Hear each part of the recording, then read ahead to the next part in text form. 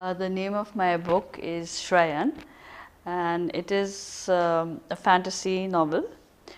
The protagonist is a person who's come from the underworld. He comes into our world, and he comes into a forest, then he comes to the city, and it is about his life's journey, actually, like his finding himself.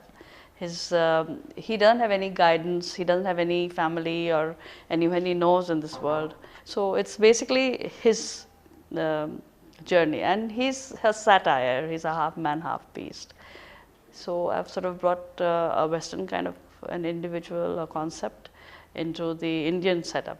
The prequel to this is that, like, he is from the underworld on his own, and he is escaping from these rats which are following him. So he breaks the surface and comes to the surface at a certain age, and that's when he enters this world, and the story begins from there. Well, I haven't written the prequel yet, so this is actually the first, but it's that he emerges into this. I had to begin the story at a particular point, and so he emerges from there. But I'm in fact writing a sequel to it now, which takes off from where it finishes. He's actually, in the sense that he appears to be more or less like a human being, but he has these certain features, like he's got hooves, and he's got these pointed ears, and he's got a more hairy body than human beings actually have. And he's of a mixed, like hybrid, so he's not totally human, but also at the same time, the urges and the desires and the kind of needs which he has are very much like every human being has. He just came to me, actually. It was one of the creature I wanted to write about, and actually it evolved. The story kind of evolved as I wrote it.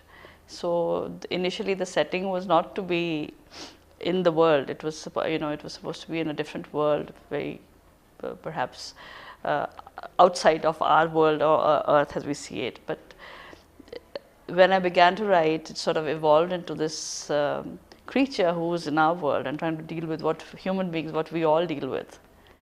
He is different. He also has these very pronounced primal nature, which human beings, we subdue that, we repress that. So he has this very pronounced primal nature, and then there is no guidance. Wherever he finds when he's looking for guidance, he finds that mentors also have feet of clay. They are not those there's a kind of sense of betrayal, and he does find love, but not for very long. He does find companions, not for very long, mainly alone, and then he finds himself. And then again, there is this idea of beauty and perfection, because he's not that perfect. He's different, and in fact different in a way which is not like in a godlike way, but more like in a beast-like way. And so he clamors, or he wants beauty. He falls in love with a person who's very beautiful. Yeah, I have published short stories in fantasy, which like bewildering stories and things. I mean, the stories are slightly, I suppose, bewildering. So in the sense, yeah, different online venues and websites, they have published my work. But yes, as a novel, yeah, my first novel. Well, I used to, I was like 13 maybe, I would write something, poetry and things, and those scattered pieces of paper. Those urges were there, but then, the life sort of, you get married, you have kids, and all that sort of life is around you. But always there was this desire, and then I just sort of, decided that if not now, then when, kind of thing. So,